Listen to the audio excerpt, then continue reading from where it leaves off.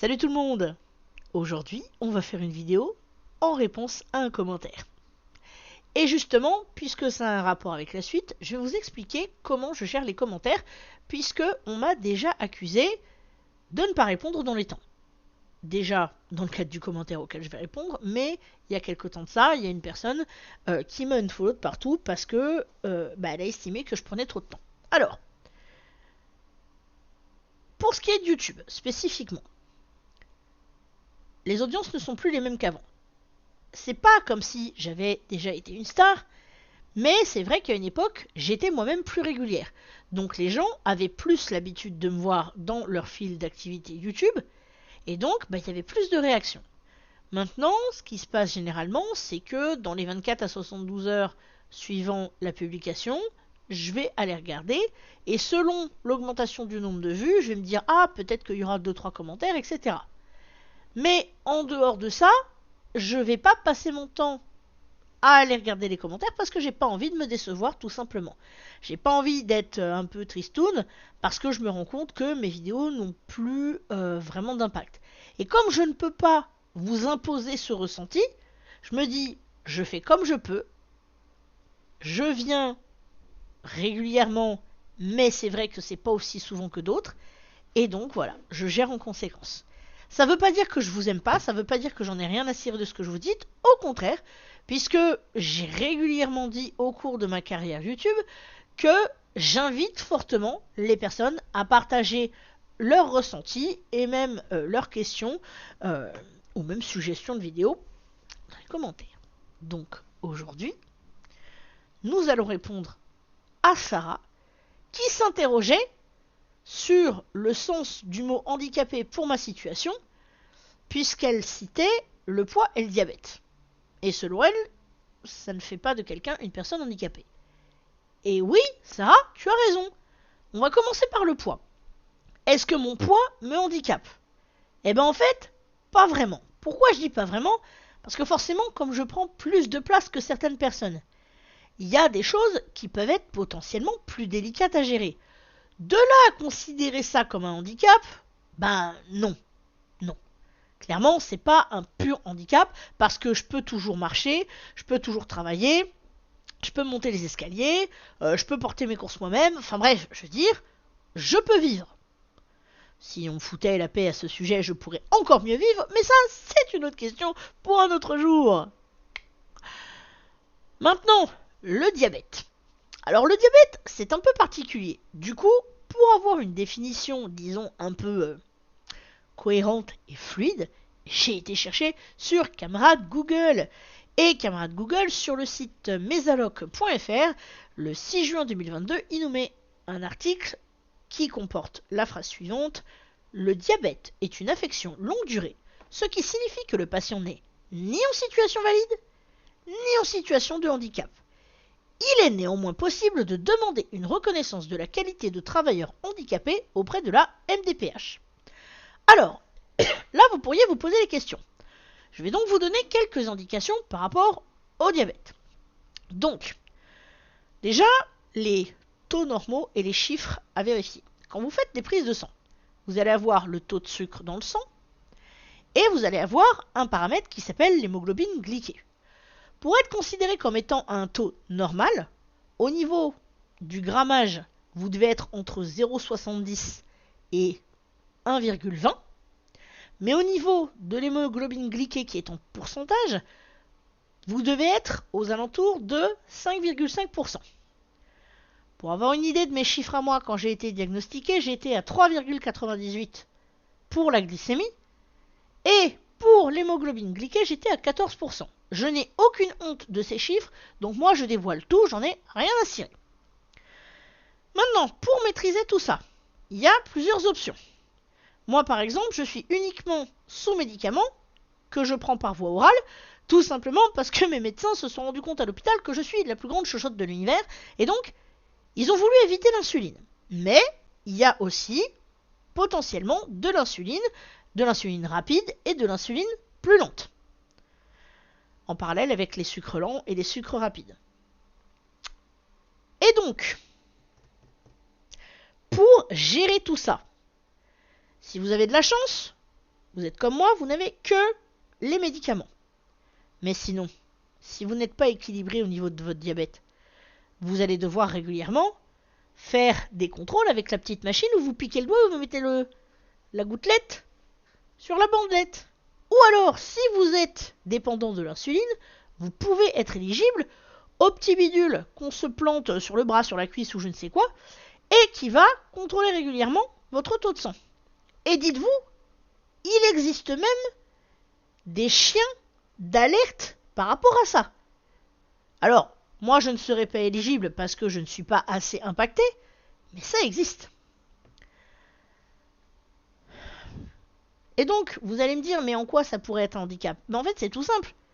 Quand tu es diabétique et que tu peux faire des malaises n'importe comment quand ton taux de sucre n'est pas bien géré par ton organisme, évidemment que tu auras besoin de pouvoir te lever quand tu veux, tu auras besoin de prendre régulièrement des pauses, tu auras besoin potentiellement de garder des snacks à ton bureau même si normalement c'est pas autorisé. Plein de petits trucs comme ça. Moi, la chance que j'ai, c'est que mon diabète est globalement plutôt bien équilibré, surtout quand je prends bien mes médicaments. Donc, j'ai même plus besoin de faire les tests au doigt, parce qu'en fait, mon médecin sait que j'y arrive pas toute seule, donc c'est très la complication, voyez-vous. Donc, effectivement, techniquement parlant, mon diabète, pour moi, pour ma situation, c'est pas le pire handicap du monde. Mais c'est vrai que j'ai quand même fait un dossier auprès de la MDPH. Et oui, parce que nous arrivons au troisième point qui est le trouble du déficit de l'attention et hyperactivité. Et alors ça c'est quoi? J'en avais parlé il y a quelques temps de ça. Oui, je parle toujours français, bien sûr. Donc, le trouble du déficit de l'attention et de l'hyperactivité est un trouble du neurodéveloppement. Et les symptômes s'expriment dans 3 dimensions: l'inattention, grande distractibilité, difficulté à se concentrer, impulsivité, a du mal à attendre, impatient, et hyperactivité, agitation incessante, besoin de bouger. Alors ça ne veut pas dire forcément hyperactivité physique à courir partout dans tous les sens, ça peut être, comme le site le dit, parler trop. Ça c'est l'histoire de ma vie, parler trop, voyez-vous.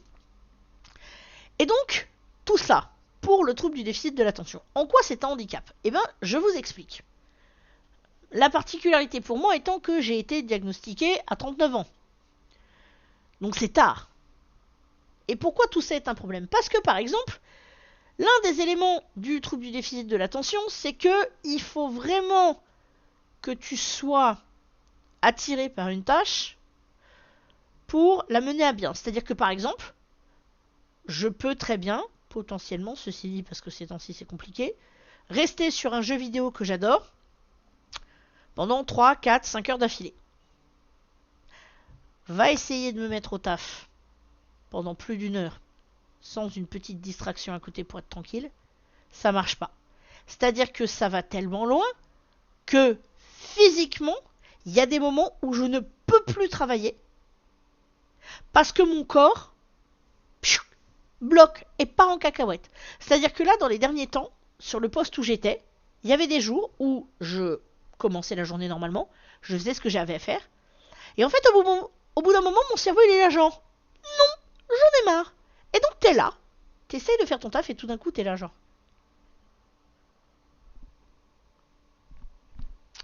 Tu te réveilles et tout, t'essayes, et tu te rends compte que c'est laborieux, t'as du mal, c'est terrible.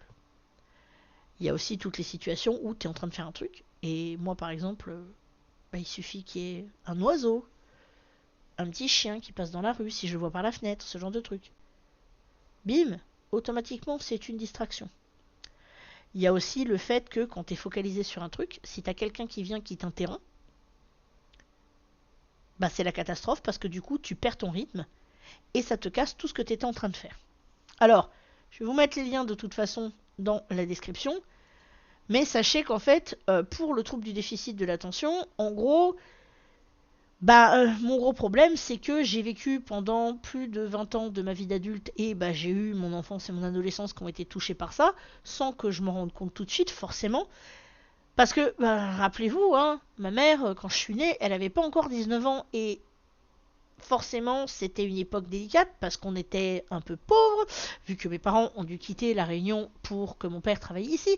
Donc c'était le boxon. Et donc, c'était pas une époque où mes parents étaient dans la capacité de se poser des questions à ce sujet. Et même aujourd'hui, alors que je vais bientôt avoir 40 ans, ma mère comprend pas forcément toujours. Sauf que moi, je le sais depuis longtemps qu'il y a quelque chose qui cloche.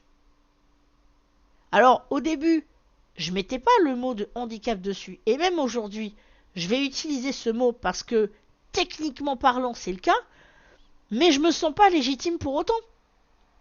Ce que je sais par contre, c'est que, pendant longtemps, on m'a pris pour la feignasse de service, alors que ça n'a jamais été ça. On me disait que j'avais du potentiel et on comprenait pas que je n'arrive pas à me concentrer comme les autres. Et ça a eu des conséquences dans ma vie professionnelle, pardon, parce que j'ai perdu plusieurs boulots à cause de ça. On croit que je fais pas d'efforts. On croit que j'y mets pas de bonne volonté. Moi j'essaye, j'explique en plus. Là, ça fait 2 employeurs à qui je dis ce qui se passe. Je leur ai dit, mais on m'écoute pas. Et donc, bah là, c'est devenu handicapant parce que depuis, enfin, handicapant encore plus qu'avant, parce que depuis que j'ai eu le diagnostic, apparemment mon cerveau il s'est dit, vas-y, c'est bon, maintenant tu sais ce que c'est, vas-y, on est tranquille, maintenant on fait plus d'efforts. Résultat, vous n'imaginez pas le cauchemar que c'est maintenant. J'oublie tout. La permanence des objets, c'est même pas la peine. L'autre fois, ma mère qui me disait, ouais, je vais mettre tes chaussures à l'entrée. Alors que moi, je les mets à l'entrée de ma chambre. J'ai paniqué. Parce que quand j'ai l'habitude de mettre un objet à une place précise, si quelqu'un l'enlève de cette place précise, mon cerveau, il n'arrive pas à chercher. Enfin bref, c'est tout un ensemble de choses qui, aujourd'hui, me font peur par rapport à l'avenir. Parce que là, j'ai de la chance, je vis en famille. Donc, bon, voilà, c'est tranquille, à peu près. Parce que si j'oublie de manger, bah peut-être que ma petite sœur va faire une salade qu'elle va manger avec l'autre petite sœur, et il va trop y en avoir, donc elle va venir me voir, elle va me dire est-ce que tu veux de la salade ou des trucs comme ça. Donc, je sais que je vais pas mourir de faim, je sais que j'ai de quoi tenir. Et il y a aussi cette patate là, qui m'aide beaucoup parce que je me structure la journée en me disant tant que je ne travaille pas, je la promène une fois à 13h, une fois aux alentours de 21h. Et donc voilà, c'est... en fait, ce qui est terrible avec cette affection-là, on va dire, avec ce trouble-là, c'est que il y a beaucoup de gens qui ne comprennent pas, qui te prennent pour le feignant de service, qui s'imaginent que si tu faisais l'effort, tu y arriverais. Et donc, on va aussi te donner des conseils. On va te saouler avec tout ça parce que, bah, bien sûr, les gens ne se renseignent pas, les gens ne comprennent pas. Et donc toi, t'es là, t'essayes de te défendre sans vraiment savoir comment tu vas pouvoir le faire. Tu finis par avoir ton diagnostic. Et là, tu te sens pas très bien parce que, évidemment, les traitements pour ce que j'ai, techniquement, c'est des stupéfiants. Ce qui veut donc dire que c'est très contrôlé. Ce qui veut donc dire qu'il faut que tu ailles voir ton médecin physiquement pour qu'il te donne l'ordonnance papier, vous savez, l'ancien format, tout ça machin. Parce que sur Doctolib, ça passe pas. Et tu dois renouveler ça tous les mois. C'est pas comme le diabète où j'ai mon traitement pendant 3 mois, le médecin me fait mon ordonnance, je vais chercher pour un mois de traitement, j'y retourne et tout ça. Donc, voilà. Je suis handicapée parce que j'ai un trouble du déficit de l'attention. J'ai fait mon dossier auprès de la MDPH et en gros je leur ai fait comprendre que vas-y, s'il y a une petite pièce, je prends. Mais moi ce que je veux surtout c'est la reconnaissance en tant que travailleur handicapé. Pourquoi? Parce que si vous voulez, par exemple, dans le dernier boulot que j'ai fait, ce qu'ils ont fait, qui n'était pas prévu comme un aménagement à la base, mais qui finalement a été précieux, c'est que vu que je gérais une partie spécifique du travail, j'étais dans un petit bureau toute seule la plupart du temps, sauf quand j'avais une assistante. Et ce petit bureau me permettait notamment de me mettre de la musique dans les oreilles. Et autant vous dire que rien que ça, aussi bête que ça puisse paraître, ça a été salvateur. Parce que même si j'ai eu de très grosses difficultés sur la fin de mon contrat, parce que bon, j'étais un peu à bout en fait, eh ben j'ai pu travailler grâce à ce petit aménagement.